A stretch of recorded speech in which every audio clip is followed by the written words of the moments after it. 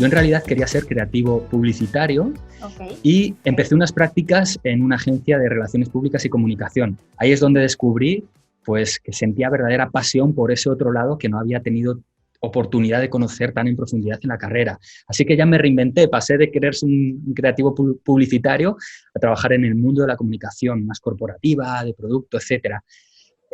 Después, la otra gran transformación fue la digital, ¿no? El darnos cuenta de que verdaderamente a la hora de ponernos en contacto con el público teníamos que tener cada vez más presente todo el entorno digital, todo el social media, ¿no? Aquel boom que entonces se llamaba 2.0, que ahora nos parece tan lejano. Sí. Esa fue la siguiente reinvención.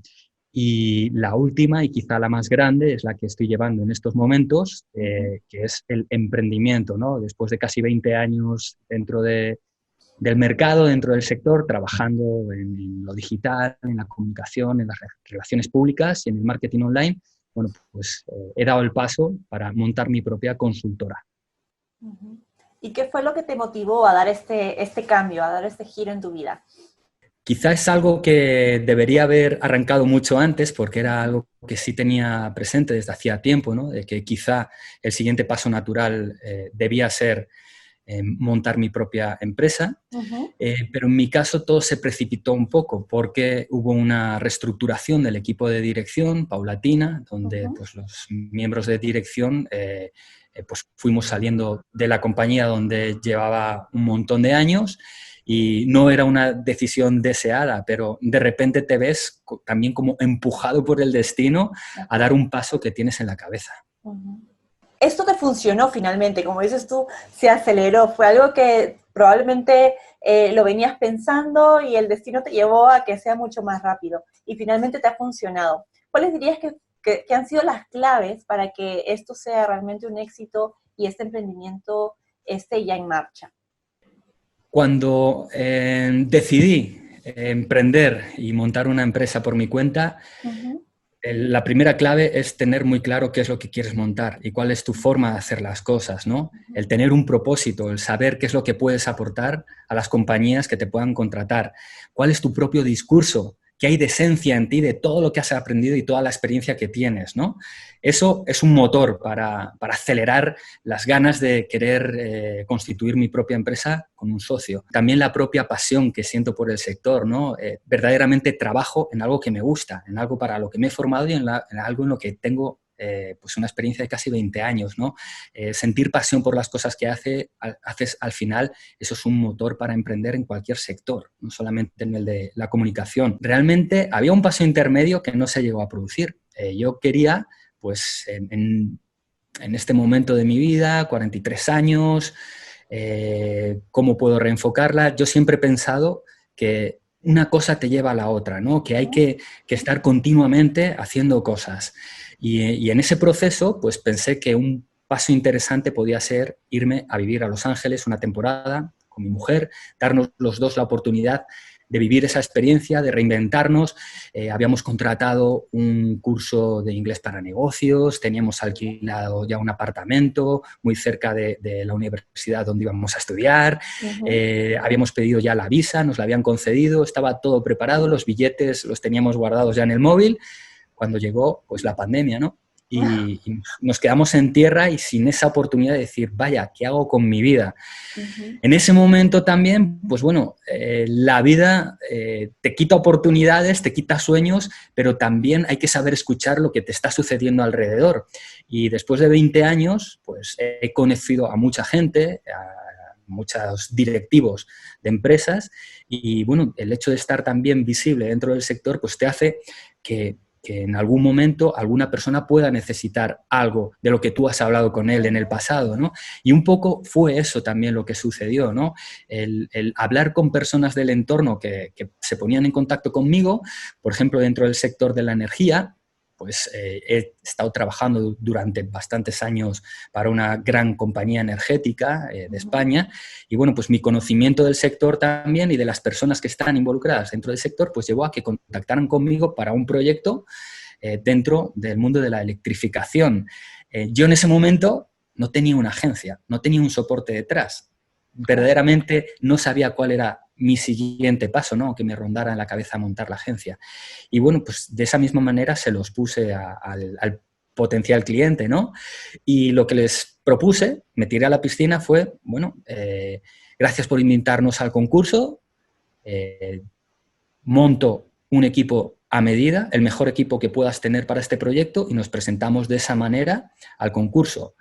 Contacté con un partner, creamos el ecosistema adecuado para dar cobertura a todos los servicios que nos pedían, nos presentamos al concurso y esto sucedió en pleno confinamiento, compitiendo contra grandes agencias con las que tengo contacto y mucho cariño, ¿no? Que sé que son grandes profesionales, pues tuvimos la gran suerte y el gran trabajo detrás de lograr ese primer proyecto para el futuro. Y esa cosa, una cosa, como te decía, lleva a la otra, ¿no? Y verdaderamente escuché también qué es lo que estaba sucediendo alrededor para decir, igual, Diego, es el momento de quitarse los miedos, de quitarse los temores y apostar por crear las cosas a tu manera y montar tu propia consultora de marketing online y comunicación. De hecho, es una historia muy inspiradora y que refleja un espíritu como muy emprendedor y conocedor del negocio. Me gusta mucho esto que dices de escuchar lo que pasa afuera, porque muchas veces también estamos como escuchando, digamos, desde la crisis, desde lo que no se puede hacer, y entonces siempre más bien escuchando cuáles son las posibilidades que me presenta la situación en la que estoy en este momento. ¿Cómo haces para tener este, digamos, espíritu inquebrantable, para ponértelo así? Con el paso del tiempo me he ido dando cuenta de que una de las cosas que tiene que tener una persona a nivel profesional, aparte de conocimientos y de tener una mente muy abierta, también por mi profesión y por tener un componente muy fuerte del mundo de la creatividad no nace si no tienes una mente muy abierta y tienes los ojos muy abiertos y estás muy pendiente a todo lo que está sucediendo, ¿no? Pero esa capacidad que te digo que es muy importante en cualquier directivo o en cualquier profesional es la capacidad de adaptación, ¿no? De transformarte, de no tener miedo a dar pasos y a equivocarte. Creo que también está muy estigmatizado el hecho de equivocarse, y creo que hay que tener menos miedo a equivocarse porque de un error podemos aprender gran cantidad de cosas. Entonces, pues aparte del no tener miedo a equivocarme, y en una situación como la que estábamos viviendo, ¿no? de plena pandemia, era el momento además en el cual estábamos confinados, no podíamos salir a la calle, pues intento ver dónde están las oportunidades y qué es lo que puedo hacer yo para convertir este momento en una oportunidad. Si tuvieras que darle algún consejo a una persona que se quiere reinventar, que quiere, digamos, seguir los pasos que tú has hecho, ¿qué le dirías? ¿Qué tip le podrías aportar?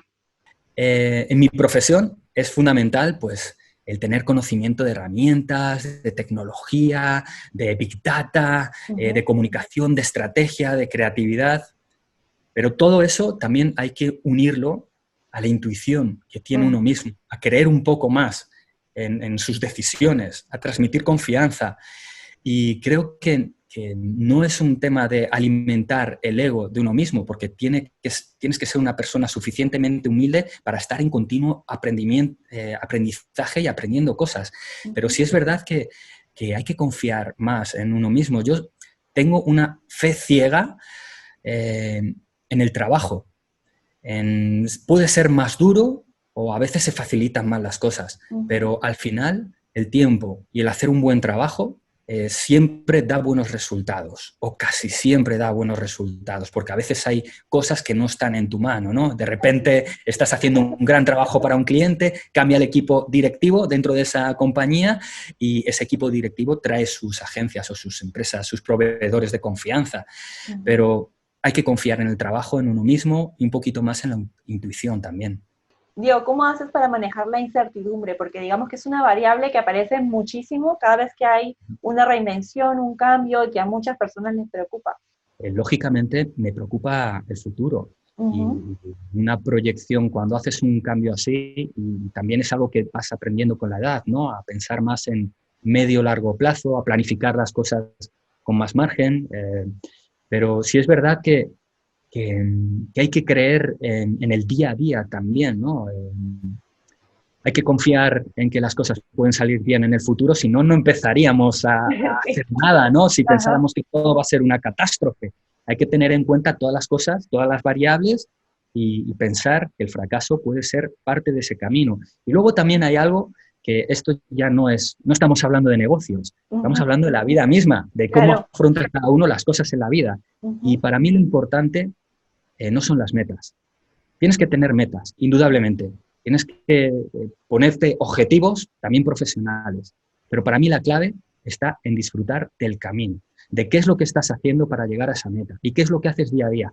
Para mí no tiene ningún sentido levantarme por las mañanas y ponerme a trabajar para lograr ganar grandes cuentas o para hacer un gran trabajo para un cliente que sea reconocido si no he disfrutado de ese proceso, si ese camino ha sido dramático y traumático.